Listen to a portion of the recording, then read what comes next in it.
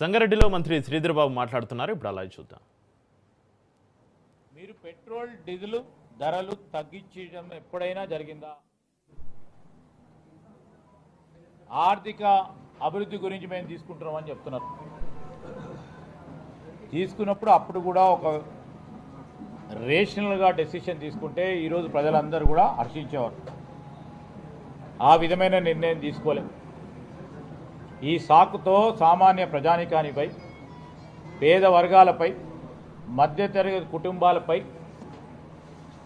పడతా ఉన్న భారాన్ని మేము ఖచ్చితంగా ఖండిస్తూ ఉన్నాం. బీజేపీ తీసుకున్న అనాలోచితమైన నిర్ణయాన్ని ఖచ్చితంగా ఖండిస్తూ ఉన్నాం.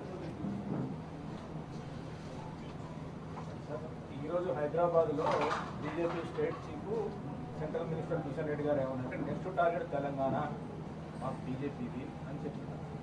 దాని మీద ఇప్పుడు టార్గెట్ దేనికి? అధికారంలోకి రావడానికి టార్గెట్ వాళ్ళది మళ్ళా రాష్ట్ర ప్రజానికం ఏ విధంగానైతే దేశ ప్రజానికాని మధ్యలో విభేదాలు సృష్టించి ముందుకెళ్ళిస్తామని ఆలోచన చేస్తూ ఉన్నారో ఆ విధమైన ఆలోచన చేస్తాము. మేము మొదలు పెడుతున్నాము. మా టార్గెట్ ఇదే. ప్రజల మధ్యలో చిచ్చు పెడతాము, చూడండి, విభజన చేసి చూపెడతామని టార్గెట్ అని చెప్తా ఉన్నారు. ఇంకో ప్రకారం మా రాహుల్ గాంధీ గారు ఏమంటున్నారు? అన్ని వర్గాల ప్రజలు స్నేహపూర్వకంగా ఉండాలి అని చెప్తా ఉన్న రీతిలో వారు పోతా ఉన్నప్పటికీ ఈరోజు తెలంగాణ రాష్ట్ర ప్రజలు విఘ్నులు, విజ్ఞానవంతులు, ఆలోచన పరులు. వారు చేసే ఈ కుట్రపరమైన రాజకీయాన్ని దరిదాపుల్లో రానియరు. మీరు టార్గెట్లు ఏం పెట్టుకున్నా ఈరోజు రాష్ట్ర ప్రజలకు సంబంధించిన అభివృద్ధి, సంక్షేమమే మా టార్గెట్గా పోతాం. విచ్ఛిన్నకరమైన శక్తులుగా ఎదిగే ప్రయత్నం ఎవరు కూడా మా సిద్ధాంతాల పరంగా ఈరోజు తెలంగాణ రాష్ట్ర ప్రజలు కూడా వారిని ఆహ్వానించడం జరగదు. ఢిల్లీలో ఇప్పటికే 5 రోజుల పరిధిగాన్ని అమలు పరుస్తూ ఉన్నారు. ఇప్పుడున్న ఇంధనము మిగతా అన్ని పరిస్థితుల నేపథ్యంలో తెలంగాణలో కూడా అట్లాంటి అవకాశం ఏమైనా ఉందా? అంటే వర్క్ ఫ్రమ్ హోమ్ చేసే ఉద్యోగులకు కూడా 5 రోజులే పని విధానం అన్నట్టుగా ఉంది.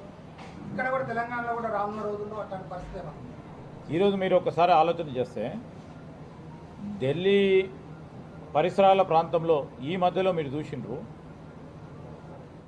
పర్యావరణానికి సంబంధించిన అనేక సమస్యలు వచ్చినాయి. స్కూల్స్ హాలిడే ఇచ్చింది, ఆఫీసెస్ హాలిడే ఇచ్చింది. కాలుష్యం ఉంది అని వర్క్ ఫ్రమ్ హోమ్ అని కూడా వారికి అవకాశం ఇచ్చింది. మనం ముందస్తు చర్యలు ఈరోజు తెలంగాణలో తీసుకోకుండా ఉంటే రాబోయే 5 సంవత్సరాల 6 సంవత్సరాల కాలంలో ఏ విధమైతే గాలిలో కాలుష్యం పెద్ద ఎత్తున ఉందో ఢిల్లీలో, అదే విధమైన భయంకరమైన పరిస్థితి ఏర్పాటు కావడానికి అవకాశం ఉంది అనే ఆలోచన చేసి కాలుష్యం లేకుండా, అంటే ఎక్కడెక్కడైతే హ్యాబిటేషన్స్ ఉన్నాయో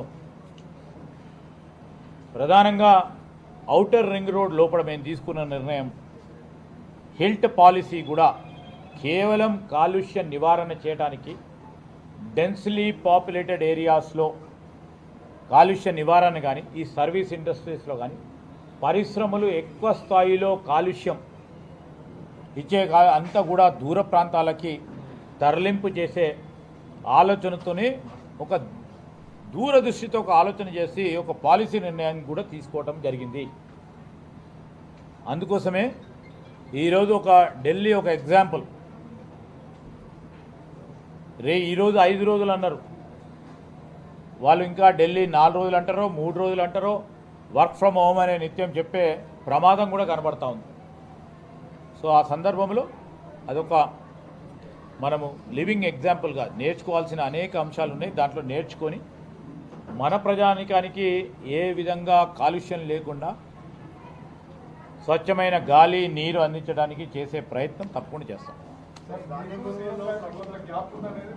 ఏందండి మీకు సీఎం గారు గ్యాప్ ఉంది, అందులో మీ డిపార్ట్మెంట్ లో ఉన్న టీసాట్ ని, ఐటీ డిపార్ట్మెంట్ ఉన్న టీసాట్ ని మీకు ఇన్ఫర్మేషన్ లేకుండానే ఎడ్యుకేషన్ డిపార్ట్మెంట్ కి ట్రాన్స్ఫర్ చేశారనేది కూడా అది బలంగా చూపిస్తుంది. మీ డిపార్ట్మెంట్లో మీ పోర్ట్ఫోలియో ఉన్న కొన్ని చైర్మన్లను కూడా మీకు సంబంధం లేకుండా ఫైల్స్ మీ దగ్గరకు వస్తున్నాయి అనేది వాళ్ళకి వినిపిస్తుంది. అంటే ఇది సీనియర్ కాంగ్రెస్ లీడర్లకి కొత్త కాంగ్రెస్ లీడర్లకు ఉన్న గ్యాప్ పర్వాలేదు. ఈరోజు ముఖ్యమంత్రి గారు మేము మంత్రులం అందరూ కూడా సమిష్టిగా ఒక కలెక్టివ్ రెస్పాన్సిబిలిటీ కింద పనిచేస్తాము. ముఖ్యమంత్రి గారి నేతృత్వంలో ఈరోజు క్యాబినెట్ కూడా పూర్తి స్థాయిలో మా సహచరులు మేము కూడా మీరు అడిగిన ప్రశ్నకు సంబంధించి టీశాట్ అనేది ఈరోజు స్కిల్లింగ్గా దాన్ని తీసుకొని అన్ని స్కిల్లింగ్ ప్లాట్ఫామ్స్ అంతా కూడా ఒక తాటిపై తీసుకురావాలని ముఖ్యమంత్రి గారు అదేవిధంగా సమిష్టిగా క్యాబినెట్లో తీసుకున్న నిర్ణయం, క్యాబినెట్లో నేను తీసుకున్న నిర్ణయం బయటకు పోకుండా ఉంటుందా? నాకు క్యాబినెట్లో అయితే చర్చ జరుగుతుంది కదా, మాకు తెలిసే జరుగుతుంది కదా. కొన్ని సందర్భాల్లో కొంతమంది దాన్ని టీశాట్కు సంబంధించింది రాజకీయం చేయాలని ఆలోచన చేసింది. వారికి స్వేచ్ఛ ఉంది, రాయడానికి రాసిండ్రేమో నాకు చూడలేదు. కానీ ఏ విధంగా భేదాభిప్రాయాలు లేవు, సమిష్టిగా పోతా ఉన్నాం. సమిష్టిగా ఈరోజు రాష్ట్ర ప్రభుత్వాన్ని కూడా నడుపుతాం. ప్రజలు ఇచ్చిన అవకాశాన్ని కూడా ఎక్కడ కూడా పొరపాటు లేకుండా ముందుకు నడిపించే కార్యాచరణ తీసుకుంటాం. కొనుగోలులో ప్రభుత్వం ఫెయిల్ అయింది, చాలా చోట్ల రైతులంతా ధర్నాలు చేస్తున్నారు అనేది ప్రతిపక్షాలు ఆరోపిస్తున్నారు. వాళ్ళు అన్నట్టుగానే ధర్నాలు కూడా కంటిన్యూగా జరుగుతున్నాయి 1 వీక్ నుంచి. ఈరోజు మొదటగా చెప్తా ఉన్నాం, టీఆర్ఎస్ పార్టీకి సంబంధించిన వారు రాజకీయాలు చేయాలనే ఉద్దేశంతో కొన్ని సందర్భాల్లో వారికి సంబంధించిన వారి పార్టీకి సంబంధించిన శ్రేణులను మార్కెట్లో పంపించి ధర్నాలు చేసే ప్రయత్నం చేస్తూ ఉన్నారు.